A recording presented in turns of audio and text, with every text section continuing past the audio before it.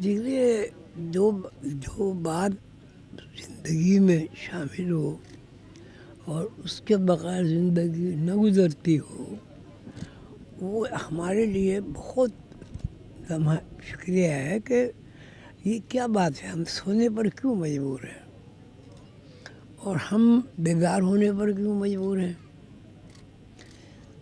جب ہم خواب اور بیداری کا تجزیہ کرتے ہیں تو جو کام ہم بیداری میں کرتے ہیں وہ خواب میں بھی کرتے ہیں۔ اس کی مثال حضور قلندر بابا اولیاء رحمۃ اللہ علیہ نے یہ دی ہے کہ جس طرح بیداری میں خواب واجب ہوتا ہے، اسی طرح خواب میں بھی غسل واجب ہوتا ہے۔ اگر بیداری میں کسی کو کوئی کیڑا کاٹ لیتا ہے تو اسے تکلیف محسوس ہوتی ہے، خواب میں بھی اگر مچھر کاٹ لے تو آنکھ کھل جاتی ہے۔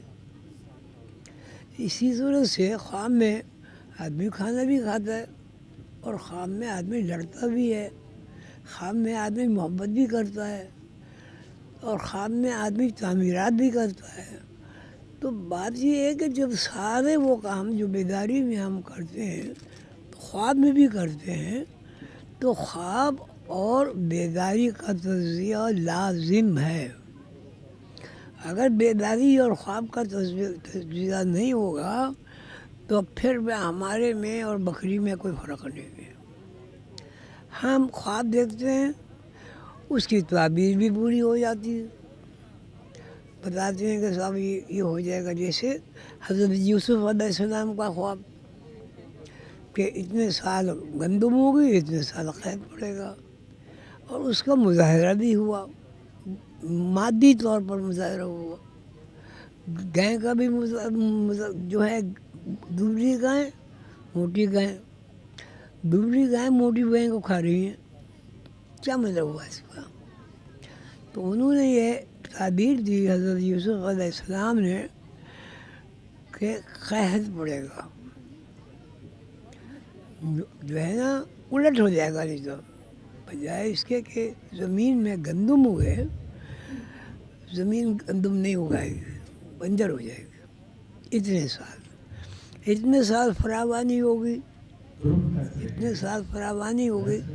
پھر اس کی حضرت یوسف علیہ السلام نے تدبیر بھی کی، احرام بھی نے، اور پھر اس کی تقسیم بھی آپ کے سامنے ہے ہوئی، قحط بھی پڑا اور ایک پورا نظام تبدیل ہو گیا۔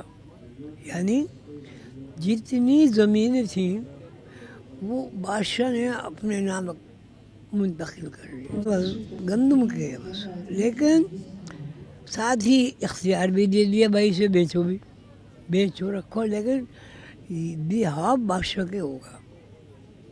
یوسف علیہ السلام کی جو فراست اور دانائی ہے وہ زیر بحث آتی ہے۔ ان کے مخالف بھی تھے تو غیر مسلم تھے، غیر مسلم تو بادشاہ بھی تھا، تو ان کی جب مخالفت ہوئی تو اس مخالفت کا سدجواب بھی ہوا۔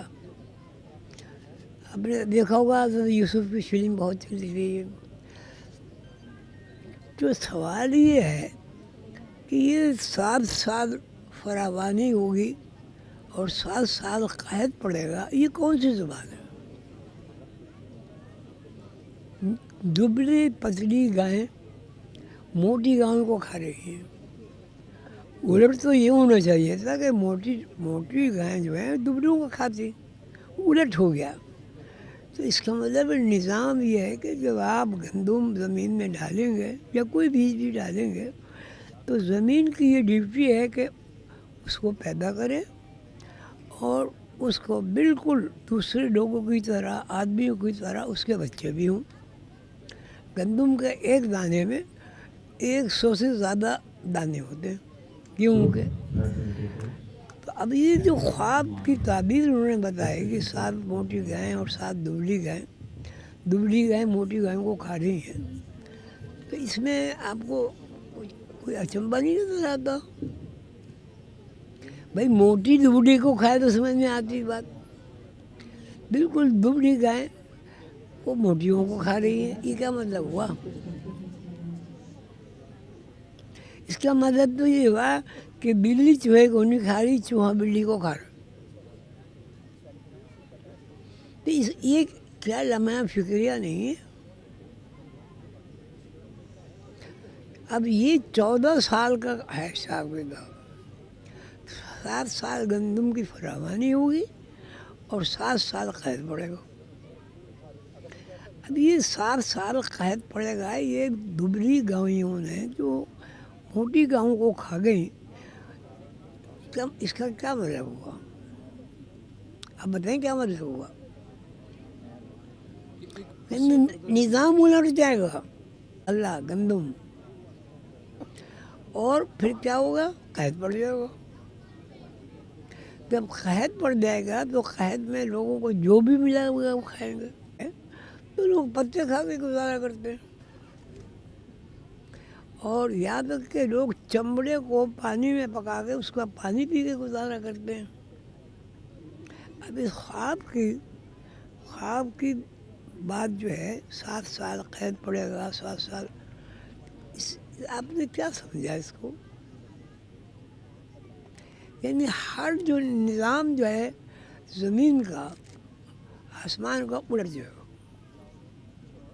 نظام یہ ہے کہ بارش ہو اور زمین دیہاتی کھیتوں میں تبدیل ہو جائے۔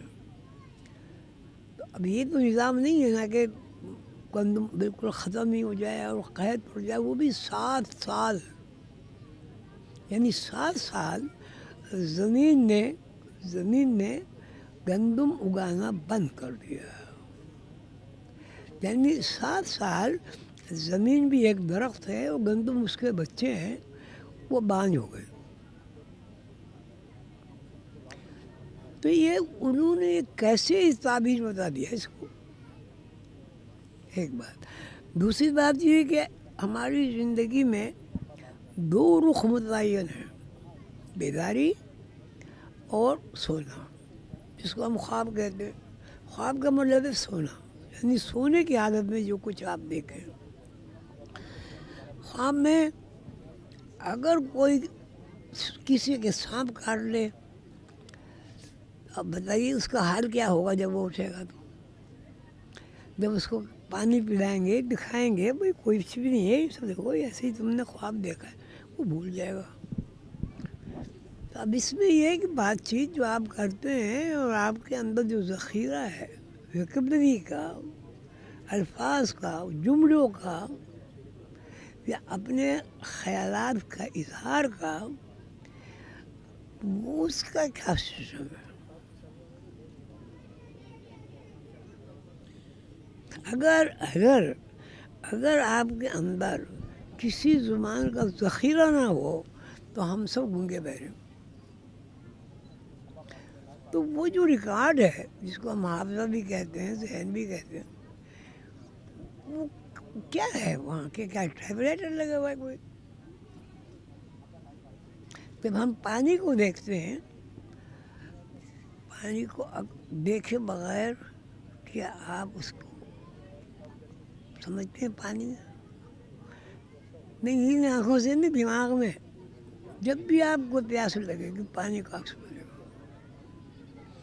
اگر آپ پیالے میں پانی پیتے ہیں تو پیالے میں پانی ہوگا، گلاس میں پیتے ہیں تو گلاس پہ پئیں گے، نہر میں پی رہے ہیں تو نہر۔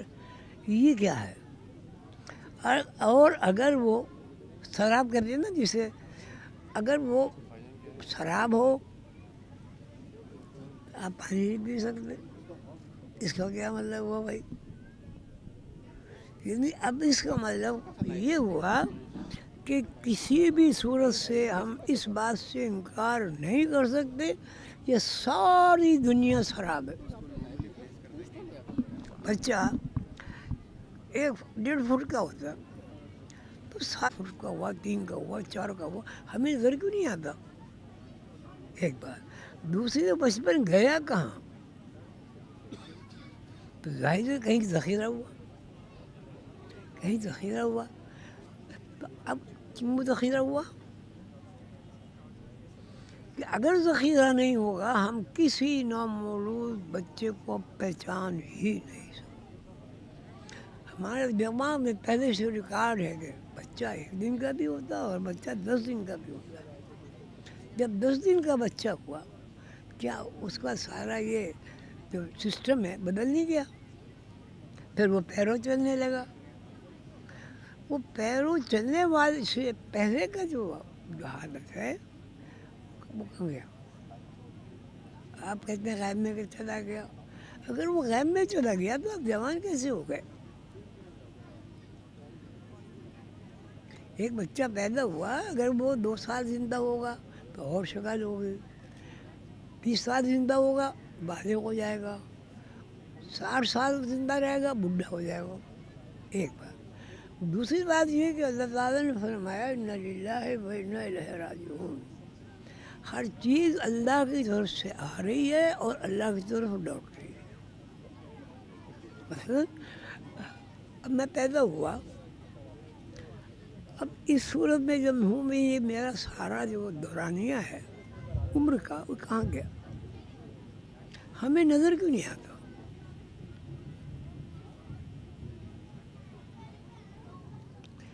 اللہ تعالیٰ فرماتے ہیں عالم الغیب والشہادہ. اللہ تعالیٰ ایسی ہستی ہے کہ ہر چیز ان کی نظروں میں ہے. هو الاول هو الآخر هو الظاہر هو الباطن. اس کا کیا مطلب؟ یہ جب 4 نقطے آپ لگائیں گے یوں یوں یوں یوں تو ایک دائرہ بنے گا. ٹھیک ہے؟ اللہ میاں کہتا ہے الا انہ بکل شیء محیط. ایک دائرہ ہے، اس دائرے میں ساری کائنات بند ہے اور وہ میرے سامنے. اول آخر ظاہر باطن کون ہے؟ کون ہستی ہے اول آخر ظاہر باطن؟ اللہ ہے. ہاں تو ہم کیا ہیں؟ ہم اول جو ہے پیدا ہوئے، یہ اول ہو گیا ہمارا. اور پھر برابر ہم غیب ظاہر غیب ظاہر غیب ظاہر غیب ظاہر غیب ظاہر ہوتے ہوتے کہاں پہنچ گئے؟ غیب میں. آئے کہاں سے؟ اب کیا سمجھے؟ ہماری جو پیدائش ہے اور اللہ تعالیٰ کا جو منشا ہے وہ یہ ہے کہ آپ جہاں سے آئے ہیں اور جہاں آپ کو پلٹنا ہے اس سے آپ واقف ہو جائیں. بس اب وہاں زندگی کے 2 رخ ہیں. ایک پریشانی کا ہے جس کو دوزخ کہتے ہیں، ایک عیش و آرام کا ہے جسے جنت کہتے ہیں. جب آپ آئے تو اس وقت کوئی گناہ کا تو مسئلہ تھا نہیں بھائی. تو کہاں سے آئے؟ جنت سے آئے. اور جب یہاں اپنی زندگی کا ہم تجزیہ کرتے ہیں ہم کہاں جائیں گے؟ کوئی صورت ایسی نہیں ہے ہم کہیں جی ہم جنت میں جائیں گے. نظام ہے اللہ تعالیٰ کا کہ اللہ تعالیٰ نے ایک درخت کے قریب جانے کو منع کیا، اس کے قریب نہیں جانا. ٹھیک ہے؟ وہ چلے گئے اور چلے جانے سے جو پہلی کیفیت ہوئی ان کا لباس اتر گیا. انہوں نے اپنے آپ کو عریاں محسوس کیا، ننگا محسوس کیا. اب انہیں صدر پوشی کی جب ضرورت پیش آئی تو انہوں نے کیلے کے پتے لپیٹے. بات یہ کہ جب تک بے ادبی نہیں ہوئی تھی اس وقت تک کیلے کے پتے کا کیوں تذکرہ نہیں ہے؟ بتائیں. جنت کا لباس تھا وہ اتر گیا نافرمانی سے. ٹھیک ہے؟ تو اصل کیا ہوا بھائی؟ ہمارا جنت کا لباس ہوا نا. پھر ہم نے بے ادبی کر کے، گستاخی کر کے، نافرمانی کر کے بتا دیا تھا اللہ نے کہ اگر اس درخت کے قریب گئے تم ظالم ہو جاؤ گے اور ظالم جنت میں نہیں جا سکتا. ٹھیک ہے؟ تو اب آپ بتائیں کہ جب ہم یہاں آئے تو ہم تو جیل میں پڑے ہوئے. ایک بات.